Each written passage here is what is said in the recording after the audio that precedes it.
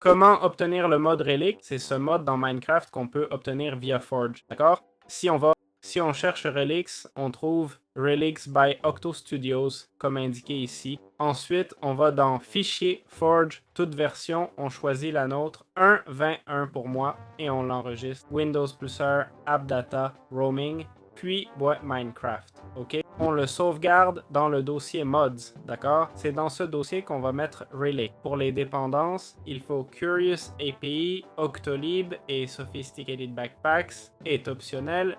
J'ai essayé Sophisticated Backpacks, pas si utile que ça. Je comprends que c'est pour stocker des objets et tout. Mais bon, pas vraiment nécessaire selon moi. Et voilà, ça débloque Relics. Comment fonctionnent et s'obtiennent les bottes amphibies du mode Relic? En gros, on les trouve dans les épaves, ok? Dans les bateaux ou les ruines, quoi. Elles nous permettent de nager plus vite quand on les porte, tu vois? Donc, on va voir qu'en temps normal, on ne nage pas si vite que ça, hein? Et ça te fait nager beaucoup plus rapidement, tu vois? Bon, pas énorme non plus, mais plus tu nages, plus tu vas vite, ok? Ça, c'est sûr. Voilà, vous voyez la différence, n'est-ce pas? Comment fonctionnent les Aquawalkers? Où peut-on les trouver? On les trouve dans des ruines sous-marines ou des épaves. Ils nous permettent de marcher sur l'eau. Ok, on peut en équiper 2 et voilà, ça nous permet de marcher sur l'eau en les améliorant, mais je ne me souviens plus de la touche. Option, contrôle, clavier, relique, bouton 4. Ah, le bouton 4 ne marche pas. Bon, ah non, attendez. Je dois maintenir Shift. Maintenant, en l'améliorant, on pourra tenir plus longtemps, d'accord? Durée de 50 secondes.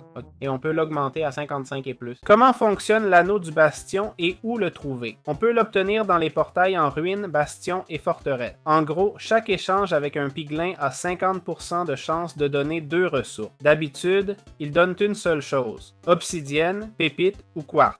Maintenant, ils peuvent donner 2 choses, comme du quartz et de l'obsidienne. Les piglins restent neutres si on le porte et nous guident au bastion le plus proche. Voilà ce que fait cet anneau. Que fait le Blazing Flask? D'accord? En gros, on trouve les portails dans les bastions et forteresses, ça nous fait voler dans le feu, ok? Plus de feu, plus grand rayon. Bon, d'abord, le Blazing Flask, ok? Il ressemble à ça. Éteint. On fait clic droit sur le feu, ok? Et là, on le lit. Le feu nous permet de voler, ok? Là, je sais pas si vous voyez, je suis en survie. Attention, le feu me pousse vers le bas, ok? Voilà, ça nous fait voler comme on voit. C'est vrai, près du feu, ça nous pousse direct vers le bas. Bizarre, non? Il y a un petit bug là. Normalement, le rayon devrait se voir. Je sais pas si c'est les shaders, je crois pas, ok? Mais le rayon est visible, ok? Si j'enlève un peu de feu, ah, regardez, c'est ici en dessous, ok? C'est pour ça qu'on le voit pas. Ça, c'est le rayon, vous voyez? Donc ce rayon dépend de la quantité de feu, c'est important. Voilà, c'est tout pour vous. Comment fonctionne le Drowned Belt du mode Relic, d'accord? Où peut-on l'obtenir? On le trouve dans des ruines sous-marines ou des épaves. Il ajoute des slots pour talismans, comme d'autres, vous voyez? On peut mettre un talisman de plus. Comme toute ceinture, elle réduit la vitesse de nage, accélère la plongée et augmente les dégâts. Avec un trident riptide équipé, on peut l'utiliser à tout moment, ok? Vous voyez? Ah non, pas tout le temps, il y a un temps de recharge qui vous fait flipper, quoi. Mais on peut l'utiliser sans pluie, c'est ultra cheaté avec des élytres, compris? Comment fonctionne l'Elytra Booster? D'abord, on le trouve dans l'end et les vaisseaux. En gros, ça augmente la vitesse de vol, ok? Il peut fonctionner avec tout type de carburant. Par exemple, le charbon. On en prend et on le met dedans, d'accord? On le charge dans les slots. Ça n'affiche pas le niveau, mais on le remplit, ok? Je ne sais pas vraiment comment voir le niveau de charge. On peut améliorer la vitesse et la capacité. Bon, supposons qu'il soit déjà chargé.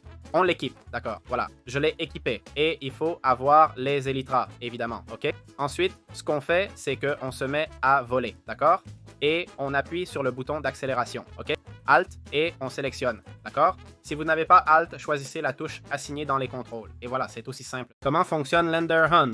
On le trouve dans les villes de Land, sur les vaisseaux, ok? Une fois équipé, on peut fixer les Endermen dans les yeux, compris? Et se téléporter à leur position aussi, d'accord? On doit le regarder, sélectionner la compétence, ok? Boum, clic gauche et c'est fait. On échange de place avec l'Enderman, vous voyez? Voilà, c'est aussi simple que ça. Comment fonctionne le Holy Locket, d'accord? Eh bien, on le trouve dans les villages et il redirige une partie de l'énergie régénérée des créatures proches vers son porteur. En fait, je vais l'équiper maintenant. Prenons un cochon et des potions de santé pour voir si on peut l'observer.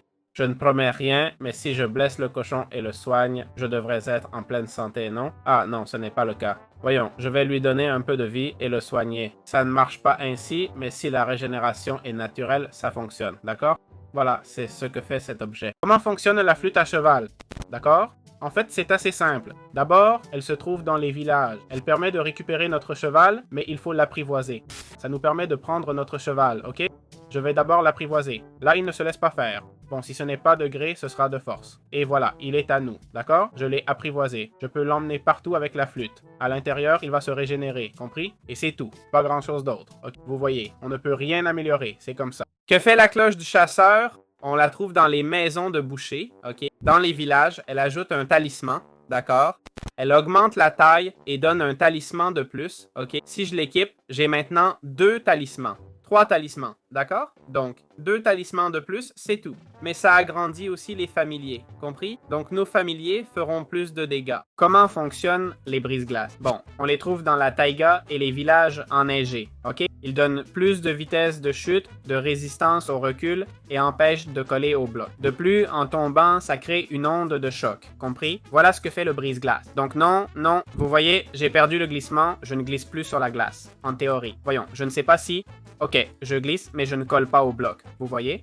Donc, pour la chute, c'est comme ça. Ok? Si je monte haut et tombe, boum, ça devrait créer une explosion. Je ne sais pas si c'est une amélioration. Tremblement de terre. Je vais essayer en mode survie. Je risque de mourir, mais bon, essayons. Voilà, parfait. Non, en théorie, ça marche, d'accord? Mais ils m'ont ignoré. Comment marchent les patins à glace? On les trouve dans la taïga et la taïga enneigée. Ok? Les villages. C'est plus rapide sur la glace, ok? Si je heurte une cible, je vais la blesser, ok? Quand je suis sur la glace, je comprends. Alors, on va placer un cochon, ok? Par exemple.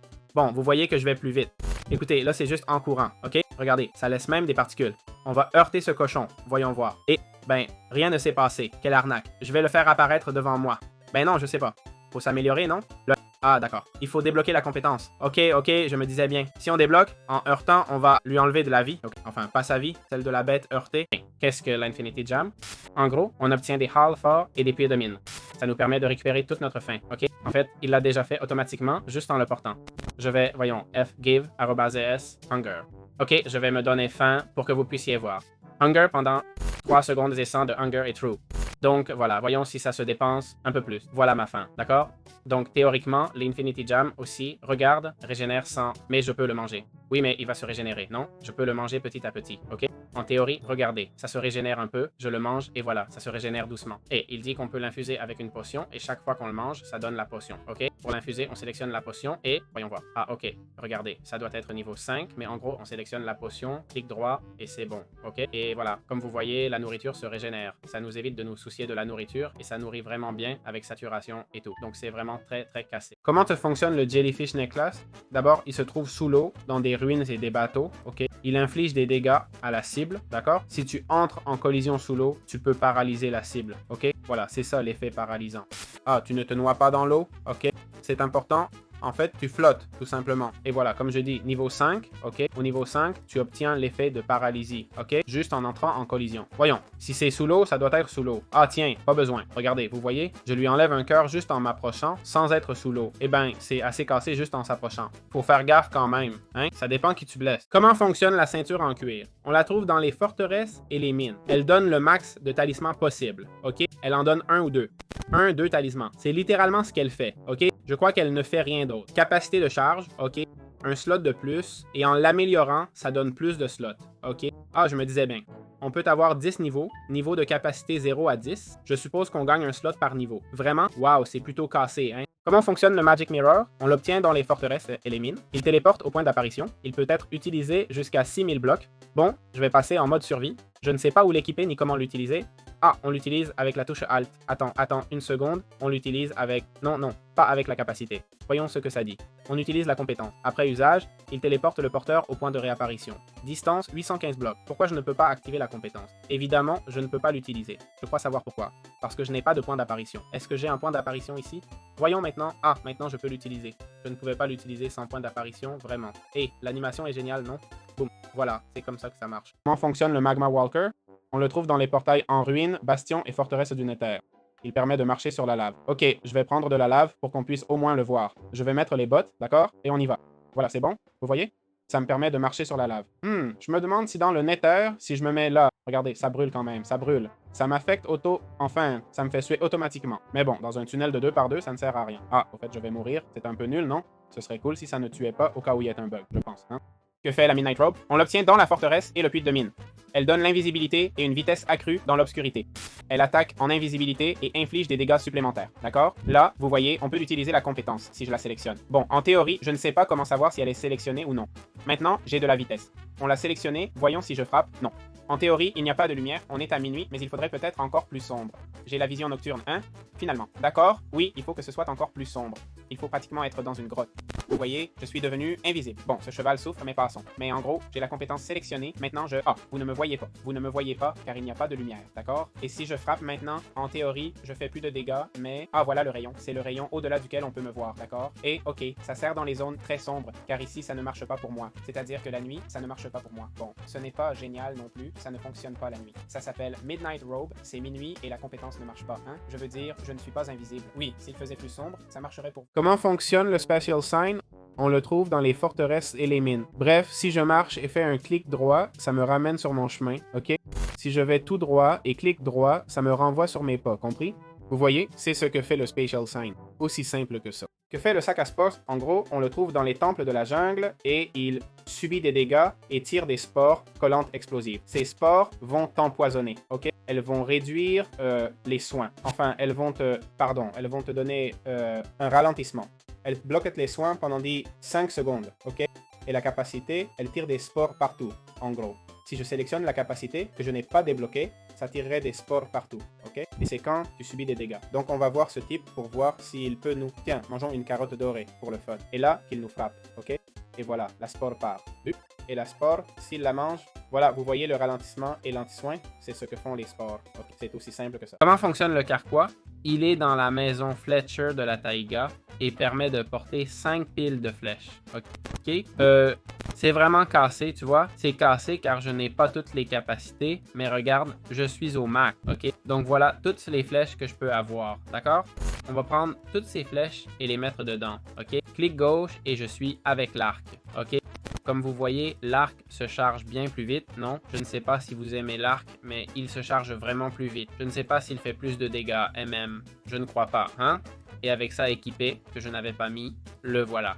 Maintenant, oui, ça va tirer plus vite, non? Voilà, c'est ça. Maintenant, il tire plus vite, vous voyez? Vous notez la différence, non? Bon, en plus, je peux lancer des compétences, ok? Par exemple, pluie de flèches, d'accord? Je choisis la compétence et tire. Voilà, des flèches où j'ai visé. Ça consomme des flèches à chaque tir, n'est-ce pas? Et je ne peux pas les récupérer. Voici le rayon des flèches. Si je m'énerve, elle me blesse? Non, on dirait que non. Non, elle ne me blesse pas. D'autre part, il y a une autre compétence qui est... Voyons si je peux lire ça en gris. Le saut, d'accord? On sélectionne le sol, clic gauche, et voilà, ok? Je disparais? Vous avez vu?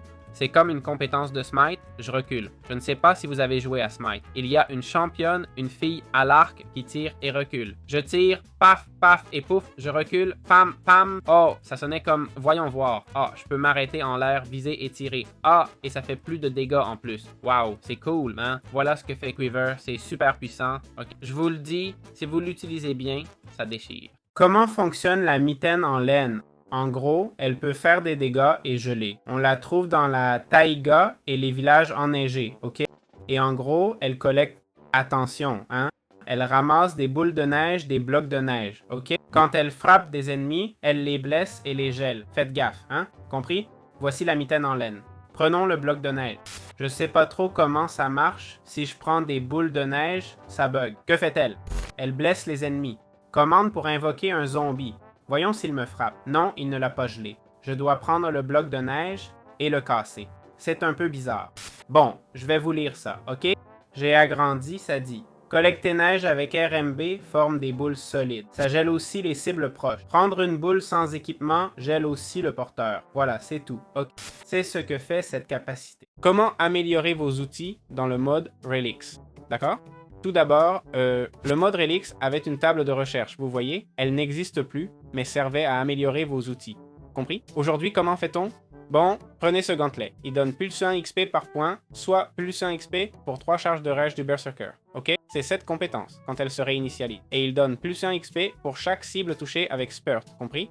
Voilà. Et puis, il y a ces points d'expérience. Ici, j'ai 0 points de niveau. Mais dans les gagnants, ça dit améliorer coûte 1 point de niveau et 45 points d'XP. Les points de niveau et d'XP sont ici. D'accord? Et voilà, c'est comme ça qu'on s'améliore. OK? Je répète, les points d'expérience. C'est ça. D'accord? Donc voilà, c'est comme ça qu'on progresse en gagnant des points et tout. Il y a aussi des objets comme celui-ci, la Relic Experience Bottle. Voyons voir. Je crois qu'on peut la trouver par là et ça donne de l'expérience Relic. Vous voyez? Ça en donne plus. Voyons si j'arrive à... Si j'en prends plus, que se passe-t-il? Regardez maintenant. 64, mais le niveau a augmenté. Vous voyez, ça me donne un point de niveau là. OK? Quand je monte de niveau. Voilà, c'est aussi simple que ça, d'accord? Vous avez ça aussi, si vous en trouvez. Je ne sais pas si ça peut planter, non? Je suppose qu'on en trouvera par là-bas. Franchement, la bouteille est vraiment cool. Et voilà.